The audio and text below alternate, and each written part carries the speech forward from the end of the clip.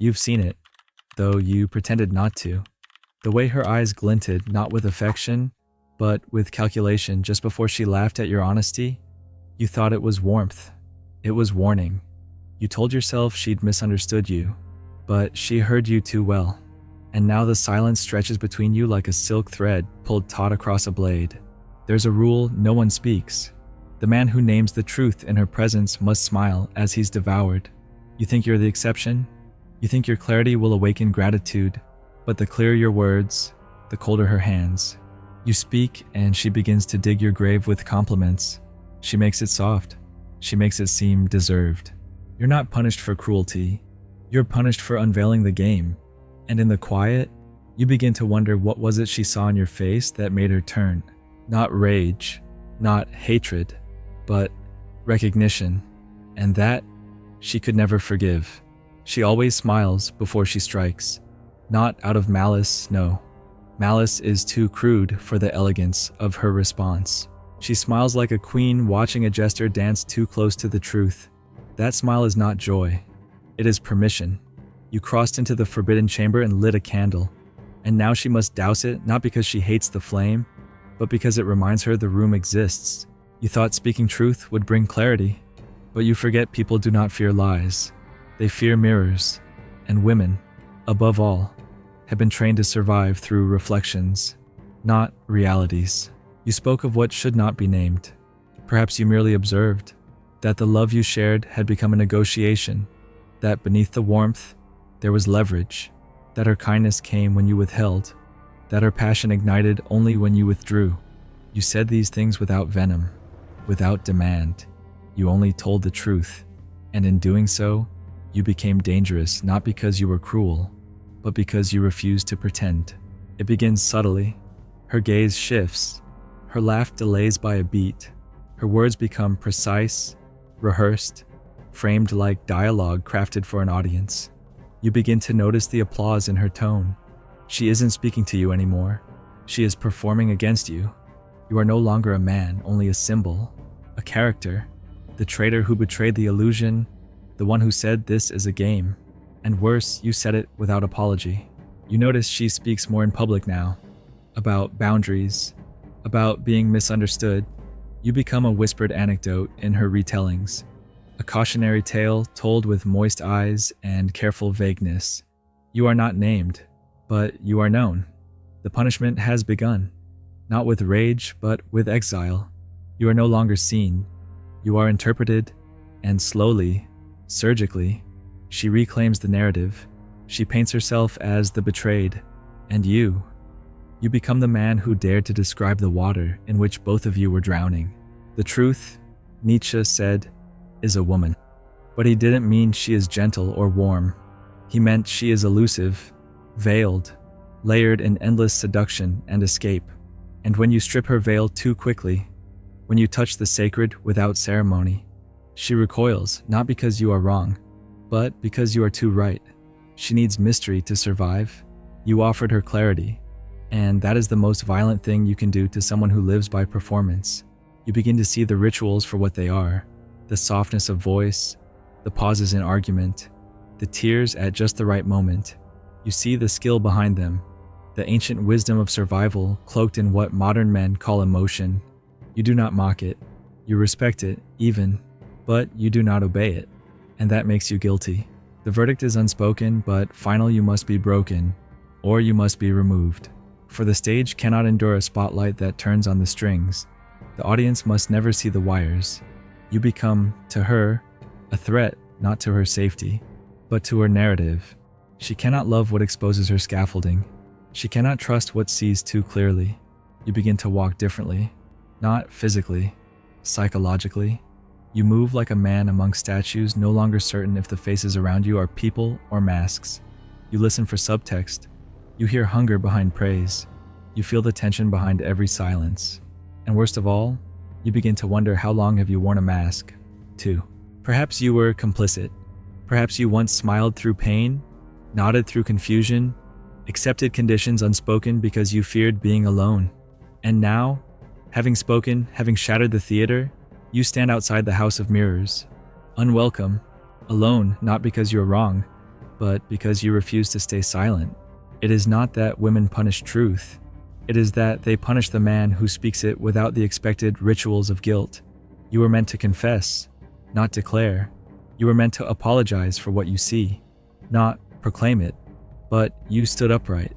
You said, "This is what I see," and you did not bow. And in that moment, you became something unforgivable, a man without shame. And what is more unbearable to her than a man who sees and stays?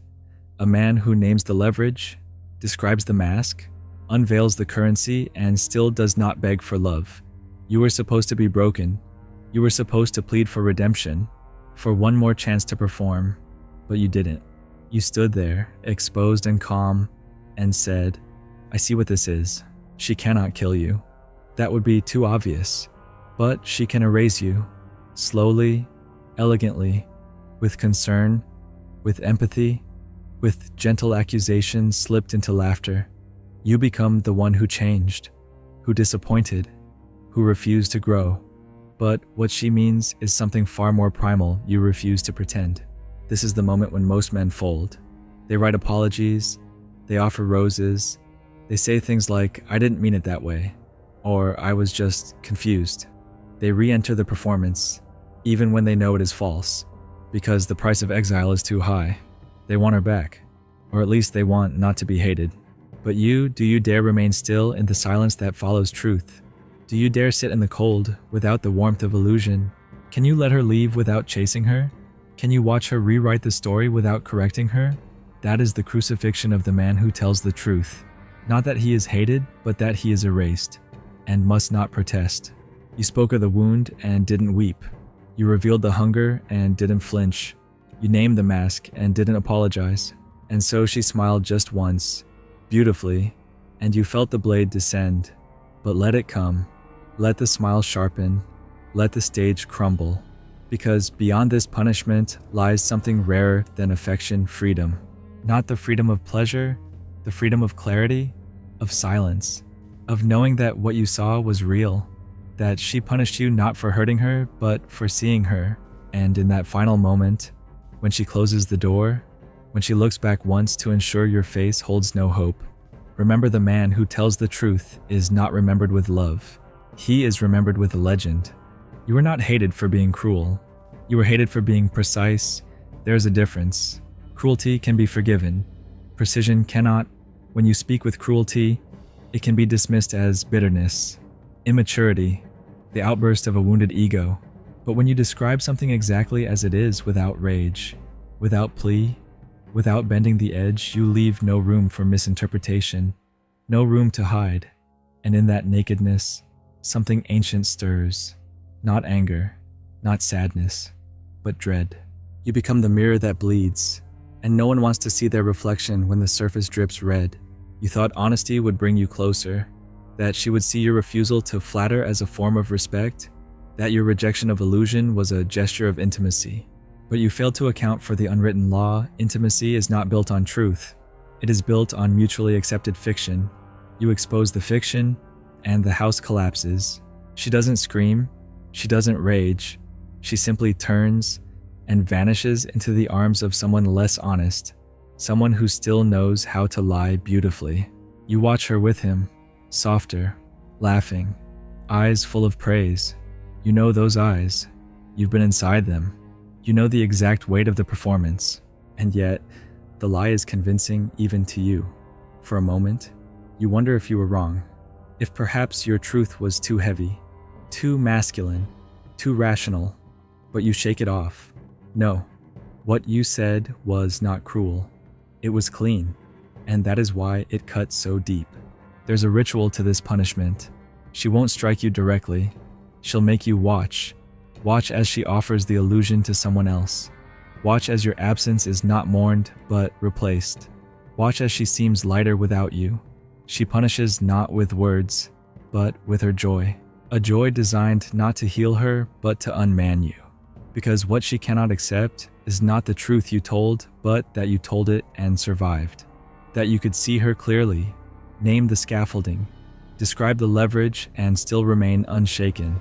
That you could watch the entire performance unravel and not collapse into apology. That's the real crime, isn't it? Not that you were honest, but that you didn't beg to be forgiven for it. She needed to see your regret. She needed the truth to be unbearable for you. She needed you to weep for revealing it, because that's the only way the game remains intact, the only way the illusion holds. But you refused.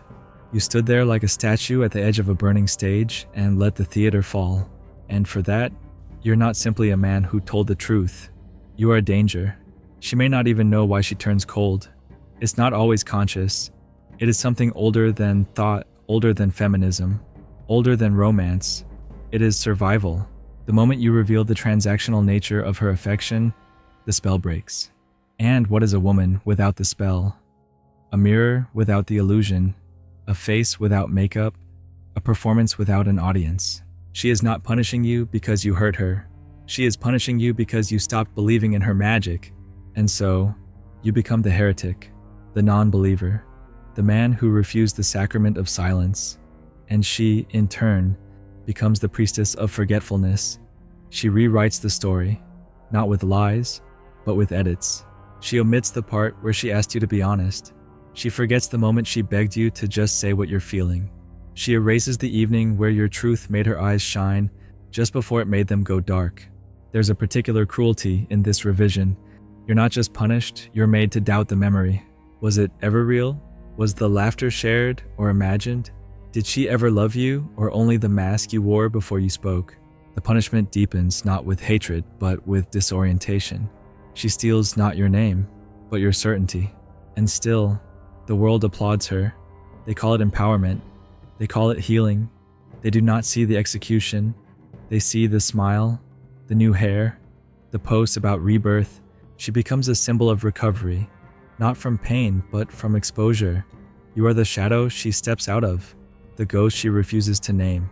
And every compliment she receives is a nail in your coffin, hammered in with manicured grace. You begin to understand why so many men go quiet, why they nod when they want to scream, why they compliment what they cannot admire. It's not cowardice, it's calculation. They have learned what you refuse to accept, that truth has no currency here, that the man who sees too clearly must either perform or be erased. And you fool that you chose neither. You chose to speak. There are others like you. You recognize them now, men with tired eyes and still mouths, men who have been exiled from the script. You see it in their silence, not the silence of ignorance, but the silence of those who know too much to speak. They walk through the world like ghosts, no longer seeking love, only freedom. You nod to each other. There is no brotherhood, no resistance, just recognition, a shared scar. And yet, even now, part of you aches, not for her, but for the dream that you could be seen and still be loved, that you could name the game and still be invited to play, that you could remove the mask and not be punished for your face. But that dream has bled out, and you are left holding the mirror that proved too sharp to touch. Do not confuse her absence for peace. She will return, not to stay, but to test, to see if you are still dangerous. She will come softly, perhaps with laughter, perhaps with memory. She will offer olive branches dipped in perfume. But behind her eyes will be the same question: are you still awake, or have you returned to sleep? If she senses even a flicker of amnesia, she will smile and welcome you back. But if you remain still, unapologetic, unblinking, she will leave again. And this time, the exile will be final, not out of cruelty, but out of necessity. You are no longer a man to her. You are a mirror with blood on its edge, and no one gazes into that for long. You begin to understand you were never meant to win. You were meant to want. You were never chosen to be crowned, only to be tested. Not for your beauty, not for your charm, not even for your strength, but for your usefulness. And once you cease to serve the illusion, your role dissolved. That's why the silence hurt more than rage. Rage means you still matter. Silence means the ritual has moved on without you. They gather now without you, dressed in approval, soaked in praise. They dine on curated sorrow and performative laughter, each one better at the mask than the last. You watch from the shadows, not bitter, not broken, just awake. And that is what makes you the most dangerous man in the room, the one who sees the feast for what it is. You see the starving dressed in gold. You see the thirst hidden behind compliments. You see the loneliness masked by lipstick and laughter and brunches posted for validation. You see her too, seated at the center, full of smiles and empty of hunger because she feeds off memory, yours. You thought truth would make you free, but it made you untouchable, not in the glorious way of heroes, but in the exiled way of ghosts. You tried to return once, to soften your voice, to say what they wanted to hear, to edit the memory until it no longer bled. But the wound knew. Your silence had learned too much. Even when you spoke gently, it carried the weight of the gallows. And she felt it. They all did. The ones who smile and say, "It's so good to see you again," while their eyes scan you for cracks, for weakness, for apology. But you offer none. Not because you're proud, because you've seen too clearly to ever bow again. She knew it too, that you wouldn't kneel, that you'd rather starve than pretend again. And so she gave you what all queens give men who stop playing ritual exile. Not through execution, but erasure. She smiled as she buried you, told your story before you could, wore your honesty like a badge of betrayal. He was too intense. He couldn't let things go. He tried to control the narrative. No, you tried to tell it. That was your sin. There's a price for that, and you paid it.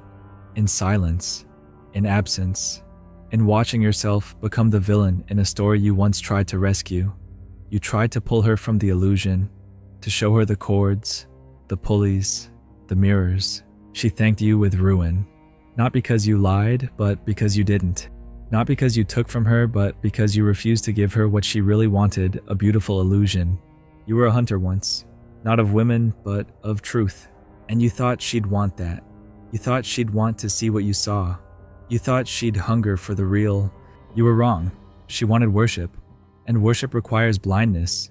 You came with fire. She wanted incense. You brought a mirror. She wanted fog.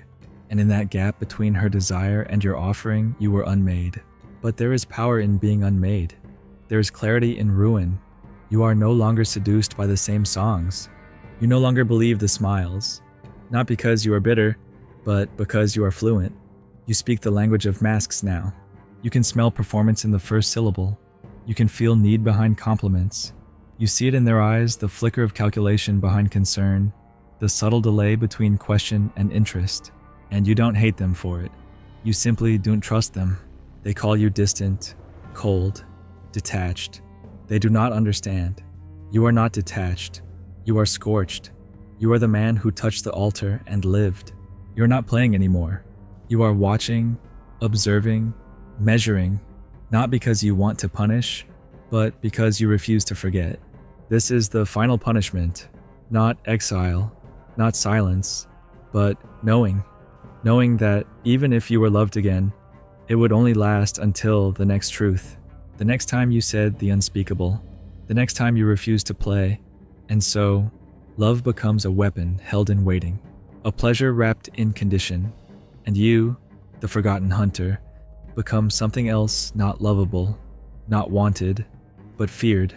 You begin to feel it in their approach, in the way their tone changes when you speak plainly, in the way their eyes search you for a chink, a softness, a script they recognize, but you offer none. You speak without decoration. You describe without apology. You say what you see, and they flinch. Not because you are wrong, but because you don't ask to be right. You don't plead to be understood. And that is the true heresy. Not truth itself, but truth without guilt. The man who speaks and does not bow. The man who sees and does not regret. The man who watches her punish him with absence, with performance, with forgetting, and still doesn't return to the dream. That is who you are now. The one who cannot be forgiven, because you no longer wish to be. They will call you names: narcissist, abuser, monster. Not because you are these things, but because they must explain your refusal to kneel. And they will do it beautifully, with poetry, with trembling hands, with tearful courage. And you will not stop them. You will not correct them. Because you have learned the deepest law, the man who speaks the truth is already gone. But somewhere, far from the feast, in the barren silence of your solitude, Something stirs. Not hope, not redemption. Something older, something quieter. The presence of yourself. The version of you untouched by the ritual. The watcher, the one who never needed their approval. He stands at the edge of the dark forest, waiting, not to lead you back, but to take you further. Because this was never about her, never about women, never about being punished. It was about the illusion, and what happens when a man refuses to serve it. You thought love would liberate you, but it was the exile that did. Not through comfort, but through fire. Not through belonging, but through solitude. You are no longer the man who wants to be seen. You are the man who sees, and that they cannot stand. Because the feast requires blindness, and you came with open eyes. She will tell the story one last time, years from now, when the audience has changed and your name has lost its weight. She won't remember the exact words you said, only the silence that followed them, only the way the room changed after you spoke. In another man's arms, she'll feel safe, until he too pauses too long before answering, until his gaze lingers too long in a place she cannot control, and she'll smile. Yes, she'll smile because the performance must go on. But somewhere in her, a shadow tightens, a cold shape with no name. It does not speak, it does not accuse, it only watches. You are not there, you are not remembered, you are not wanted, and yet, every time someone reaches too close to the truth, she will feel you like a scent on old paper, or a handprint in stone, still present, still unspeakable, still burning.